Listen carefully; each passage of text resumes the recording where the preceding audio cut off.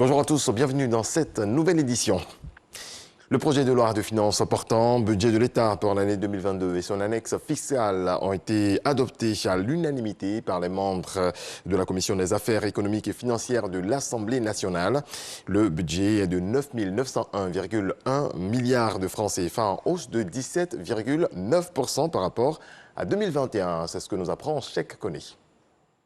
C'était la dernière étape avant son passage au vote en plénière. Dans la nuit du vendredi au samedi 20 novembre, les parlementaires ont voté en commission le projet de budget de l'État et l'année fiscale 2022, après de longs échanges avec les émissaires du gouvernement. Nous sommes heureux simplement parce que le travail que nous avons fait a été adopté par l'Assemblée, ça a été un long travail et naturellement on ne peut que s'en réjouir. Mais au-delà, c'est surtout, je l'ai indiqué tantôt, la qualité, la richesse de nos échanges, la profondeur donc, des propositions qui ont été formulées, leur pertinence, ce sont des choses qui nous ont vraiment réjouis. C'est ça aussi l'intérêt du budget programme, la gestion axée sur le résultat, qui fait en sorte donc, que l'exécutif puisse s'obliger à bien maîtriser ce dossier face à une Assemblée nationale extrêmement scrupuleuse concernant le respect de certains principes. Et puis à l'arrivée, c'est la qualité de la gouvernance qui s'améliore en Côte d'Ivoire. Le budget 2022 de l'État de Côte d'Ivoire s'équilibre en ressources et en charges à 9 901,1 milliards de francs CFA, en hausse de 17,9% par rapport à 2021. Ce budget, comme l'a expliqué Moussa Sanogo, devrait permettre au gouvernement de mettre en œuvre sa politique de développement économique et social. Pour ce faire, plusieurs secteurs d'activité devraient connaître un regain de dynamisme pour soutenir la croissance économique. Il s'agit entre autres du secteur primaire qui connaîtra une progression de 1,6% et le secteur secondaire qui progressera de 10,4% grâce à l'énergie, le BTP et les industries. S'agissant de l'année fiscale, 25 articles la composent. On note le relèvement du taux de droit d'accise sur le tabac et l'institution d'une taxe sur les jeux du hasard. Au niveau des exonérations, cette annexe prévoit un seuil de 354 milliards de francs CFA. Avant le vote des députés, les ministres du Commerce, de l'Industrie et celui de la promotion des PME et de l'artisanat ont défendu leur dotation budgétaire qui a été votée à l'unanimité des membres de la commission. Kabaniali répond aux questions des journalistes à Fraternité Matin. La ministre du Plan et du Développement s'est prononcée sur l'opération du recensement général de la population et de l'habitat 2021 qui est en cours. Noël Niagnou nous en parle. Recensement général de la population et de l'habitat 2021. C'est parti depuis le 8 novembre. Son objet essentiel est d'aider à une meilleure allocation des ressources pour le bonheur des populations avec des données fiables. Les données issues du recensement de la population 2021 permettront notamment de faire le suivi et la revue du PND 21-25, d'évaluer les politiques sectorielles dans tous les domaines et de fournir des informations statistiques récentes et fiables permettant le suivi des agendas internationaux. Son objet connu, les journalistes des rédactions de Fraternité Matin ont passé au crible toutes les étapes de l'opération de sorte à avoir une seule appréciation de cet outil d'aide à la prise de décision. Au nombre des préoccupations, la nature des concernés. C'est tous ceux qui résident sur le territoire, sans distinction de nationalité. Comme il s'agit de dimensionner les équipements, c'est ceux qui en bénéficient qui sont recensés. Par contre, si vous avez des Ivoiriens hors du pays qui ne vivent pas pendant 6 mois sur le territoire national, ils ne sont pas concernés par le recensement général de la population et de l'habitat. Pourquoi? Si l'agent recenseur vient à votre domicile et que le bébé vient d'arriver à 1 heure, il faudra le déclarer parce qu'il a des besoins qu'il va falloir prendre en compte dans la programmation du développement. Que fait-on des réfractaires? Dans certains pays, les gens sont contraints par la loi à se faire recenser. En Côte d'Ivoire, on a compté jusqu'à présent sur le comportement citoyen et des Ivoiriens et des non-Ivoiriens pour pouvoir donc recueillir les données. Pourquoi l'opération dure-t-elle 3 semaines? C'est une norme internationale. C'est le maximum qu'on fait quelle que soit la taille du pays, quitte à procéder à des découpages par zone. C'est-à-dire que tout le territoire n'est pas fait au même moment, mais c'est vraiment 3 semaines le temps pour pouvoir faire le recensement partout. Selon Madame le ministre du Plan et du Développement, les premiers résultats sont attendus pour fin avril. Coût de l'opération, 23,9 milliards de francs CFA et mobilisera 38 000 agents recenseurs. La Côte d'Ivoire à l'école de la France dans le domaine de l'enseignement technique et de la formation professionnelle. Le ministre en charge de ce secteur, le docteur Kofi Nguessan, effectue en ce sens une mission de travail en France et au Luxembourg. Notre envoyé spécial pour ce reportage, Serge Collier. En plein cœur de Paris se dresse le plus grand campus de start-up au monde. Bâtie sur une superficie de 34 000 m², la station F a fière allure. Elle bouillonne surtout de projets innovants portés par de jeunes start-upers. Plus de 3000 postes de travail, un vaste marché et des programmes internationaux d'accompagnement qui intéressent la Côte d'Ivoire. S'inspirer de ce modèle, c'est l'une des raisons principales de la visite du ministre Kofi Nguessan. L'ancien directeur général de l'Institut national polytechnique Houphouët-Boigny entend s'appuyer sur sa longue collaboration avec HEC Paris. L'incubateur HEC occupe ici un espace de 700 m² et a déjà encadré plus de 500 entreprises innovantes. Nous avons un beau projet de travailler avec la Côte d'Ivoire pour répliquer ce genre de campus à start-up. Un campus de start-up peut vraiment aider à créer de l'emploi. Donc c'est vraiment la façon la plus rapide de soutenir des jeunes entrepreneurs pour accélérer leur progrès.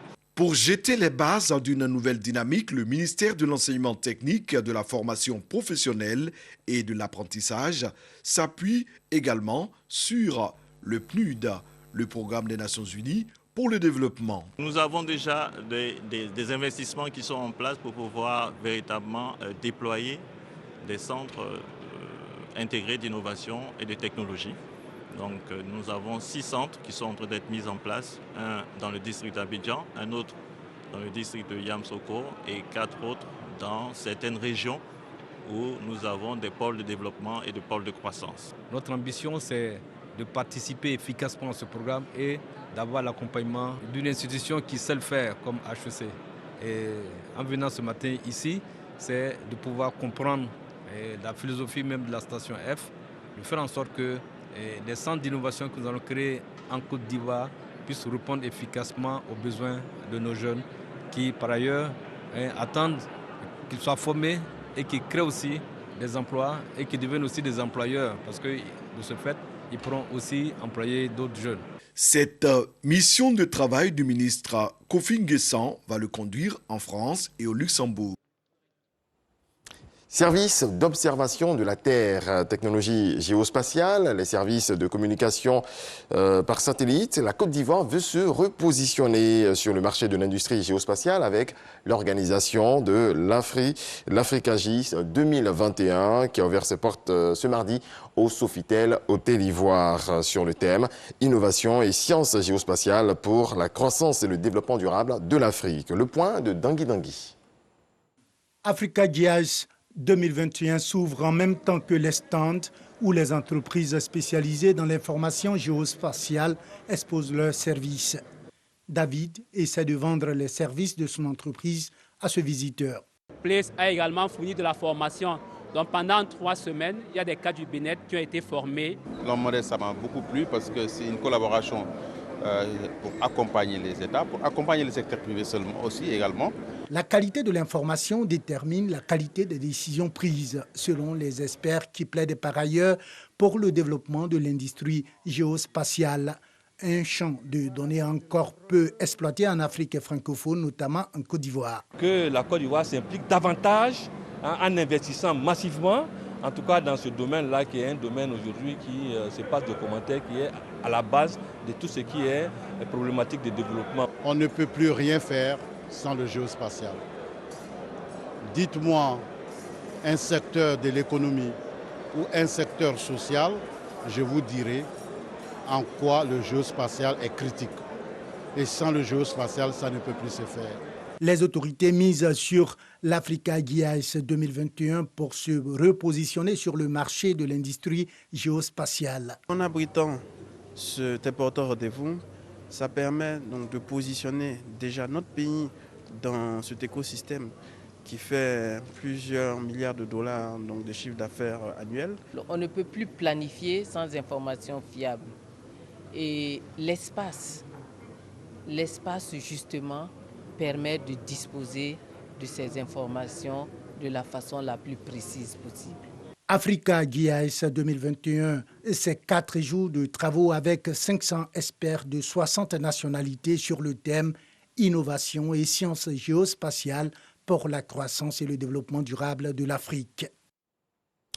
Et au centre du développement technologique, il y a l'humain. C'est ce que fait remarquer la 8e édition d'Africa Web Festival qui a eu lieu au Palais de la Culture d'Abidjan-Treichville, connecté à l'humain, connecté sur l'humain. Le thème de cette édition, il s'agit d'articuler les différentes activités autour du numérique et de la dimension humaine, en invitant chacun à tirer profit de la numérisation pour améliorer la condition de vie. Patricia Omouetia.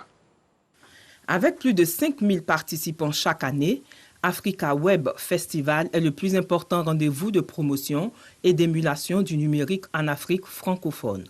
Relever le défi de se connecter sur l'humain est le fil conducteur de cette 8e édition.